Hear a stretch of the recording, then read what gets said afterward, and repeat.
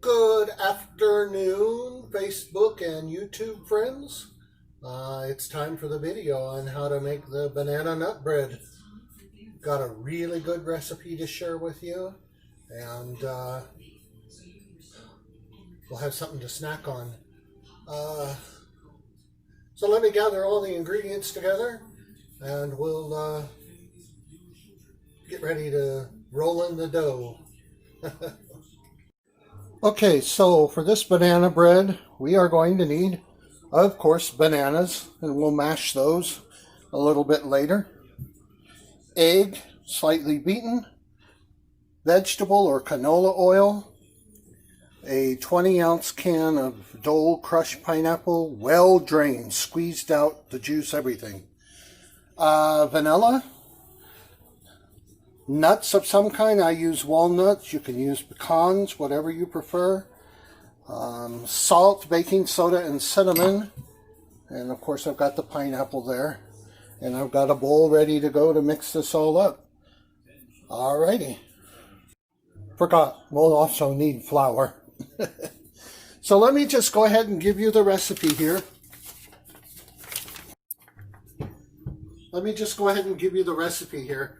3 cups of all-purpose flour, 3/4 teaspoon of salt, 1 teaspoon of baking soda, 2 cups of sugar, 1 teaspoon of cinnamon. I actually did 2. I like cinnamon. 1 cup of chopped nuts, 1 cup of vegetable oil, 1 8-ounce can of pineapple. I bought the 20-ounce can and and drained it and squeezed out all of the juice that I could out of it, and I just used what's left, which is equal to about 8 ounces of pineapple. 2 teaspoons of vanilla and 2 cups of mashed bananas. I'm going to go ahead and preheat my oven to 350 degrees. This is enough to make 2 loaves. Alright. Okay, so everybody, in this bowl I've got the flour. I'm going to add the sugar. And I'm going to add in the spices, the salt, the baking soda, and the cinnamon. And I'm going to get a whisk because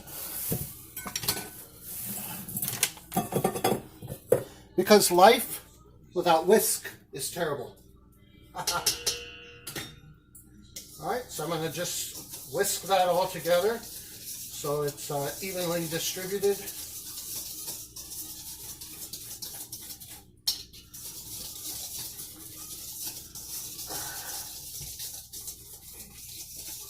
This bowl makes everything look so much smaller, but I've got the other bowl full of the pasta salad we made earlier today. So, alright, so that's all stirred in well. Now I've got the 3 eggs, lightly beaten, so I am going to go ahead and add those.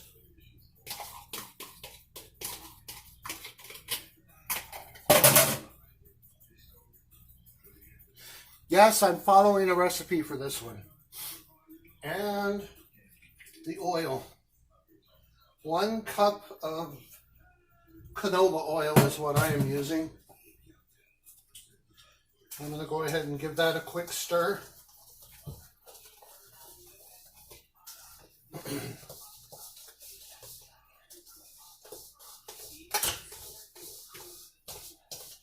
It's going to make it very, very thick and stiff dough because there's not enough liquid in here yet.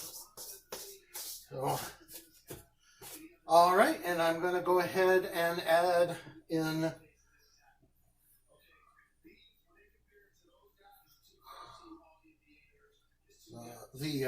I'm going to go ahead and add in the pineapple and the vanilla. No, I'm going to wait on the vanilla. So here goes the pineapple into this mix. When I first saw this recipe, I was like, You don't put pineapple in banana bread.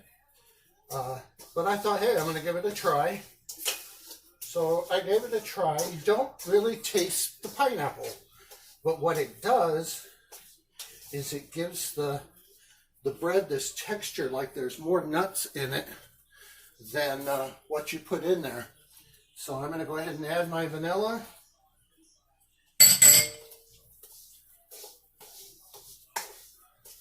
Mix that in. And you can see it's a very, very thick dough.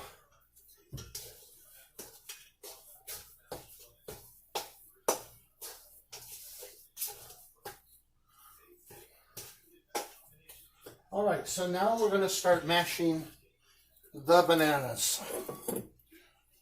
Anybody want to guess how many bananas is going to equal 2 cups of mashed bananas?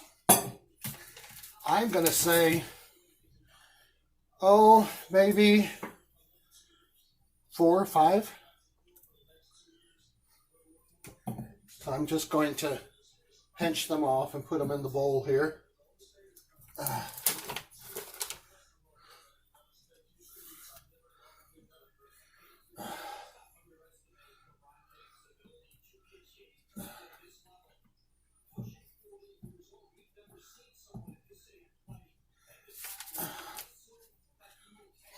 Turn this around just a little bit.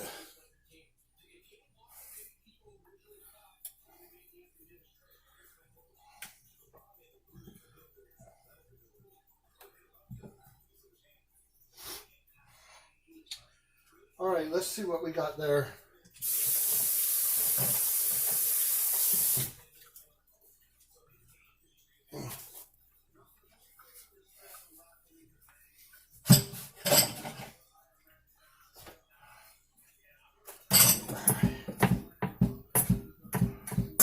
That's not working too well.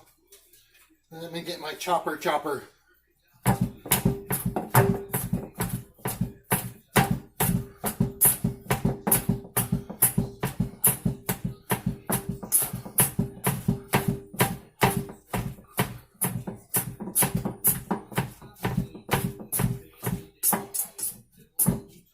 Let's see what we've got here.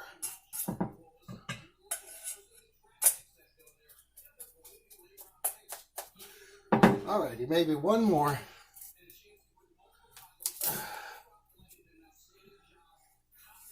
On the bananas, by the way, these are pretty good bananas. But if you've got old bananas that are all kind of blackened on the skins, you know, where there's lots of dotting and black marks on the skin, go ahead and use those. The bananas will still work in the bread.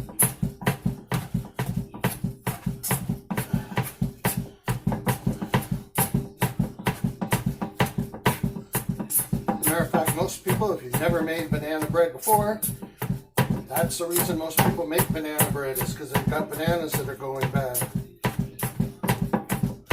Alrighty, let's see what I got here. Where's the measurement side? There it is. So, yep, that's about 2 cups.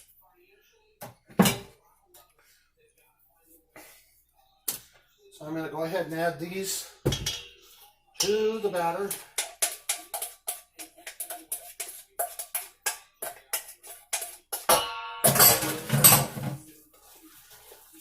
Incorporate those into the batter.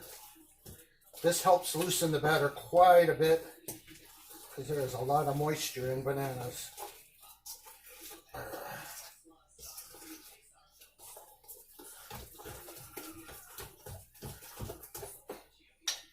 Alrighty, see the consistency of it. Now we're going to toss in the nuts. Stir that around.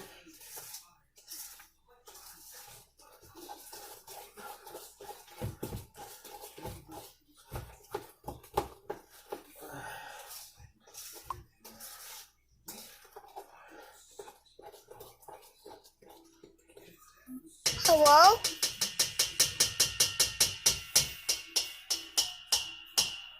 Alrighty, we've got that all stirred up and it's ready to go in the pans. The oven is already preheated. Let me get rid of these banana skins.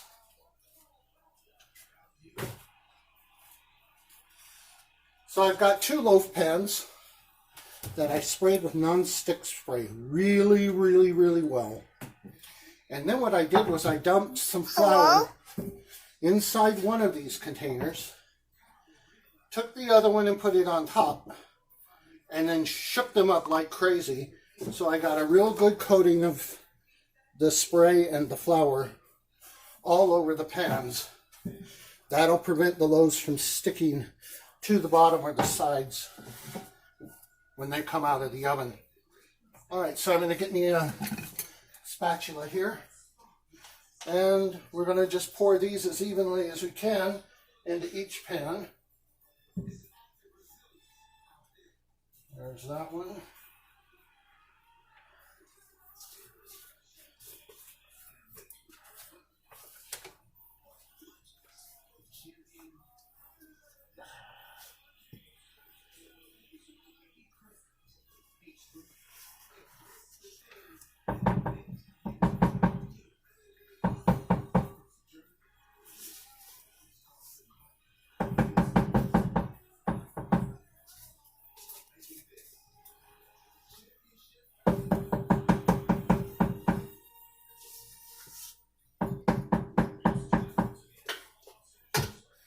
Alrighty, I'm going to wipe off the edges where some spilt on it.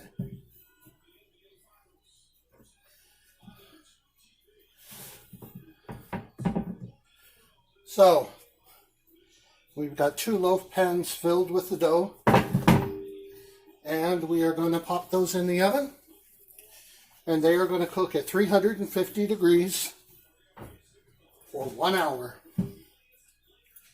Now what I like to do, give me a moment, I'm going to adjust the shelf in the oven down a bit.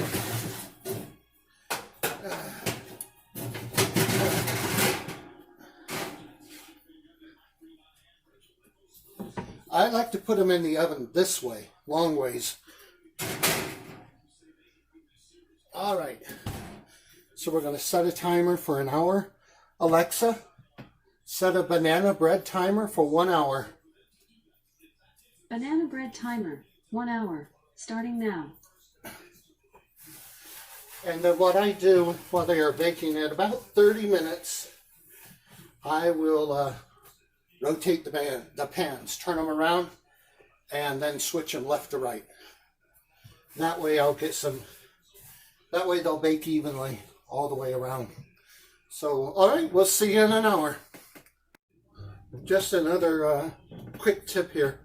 The pans that I'm using, the loaf pans I'm using, are non-stick. So here's something that I learned, never knew before. I learned it probably within the last year, year and a half. Whenever you're baking or baking in non-stick pans like that, whatever your temperature is, like this one is for 350 degrees, turn it down 25 degrees. So I've got mine set at 325 and bake it for the regular time. I guess the reason is the non-stick pans generate more heat. So if you leave it at the full 350, you're going to end up with burnt breads if you cook it for the regular amount of time. So just remember that whenever you're using non-stick cookware in the oven, reduce your temperature by 25 degrees, but continue to bake it for the specified time. All right, we'll see you in a few minutes. Here's another little hint for you all. I'm sure most of you probably know this, but for those that are new to baking, when you put things in the oven for about the first, I'd say 15, 20, maybe 25 minutes, you don't want to make any loud sounds in your kitchen, like slamming something on the counter or I don't know, just any kind of a loud noise that might reverberate into the oven and cause a... What'll happen is a loud noise, or if you set a pan down on the oven too hard, or on the stovetop too hard, those breads or cakes are going to fall. The first few minutes, the breads and cakes are building their structure. That's what makes them usually more light and airy and fluffy. And you don't want to disturb that process. And if you do what I said, if you happen to slam a pan, or I basically avoid the oven area completely. I mean, I'll do a few dishes in the sink, but I don't want to make too much noise because I don't want to ruin my products. All right, we'll see you again in a bit. Okay, everybody, we're within 10 minutes of the banana breads being done, so I'm just going to check them real quick. I use one of these real long skewers. I'm just going to go down the middle. All right, that one's still a little wet. Yep, we're going to give them just a few more minutes here, and we'll check them again. Alrighty, so time's up. I'm going to check them one more time. Yeah. Oh, they look good.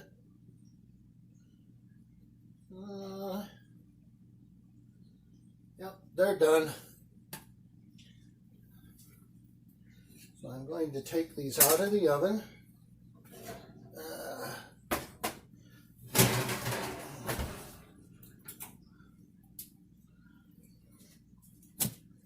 Let's bring this over so you can see them. There we go. 2 loaves of wonderful banana bread. I'm going to take them out of the pan and put them on a cooling rack over here. So let me get set up and I'll show you how to do that. Okay, so we're going to bring them over here. I'm just going to slam them on the counter a little bit. And then turn it over. And put it on the rack. And I'm going to do the same with the other.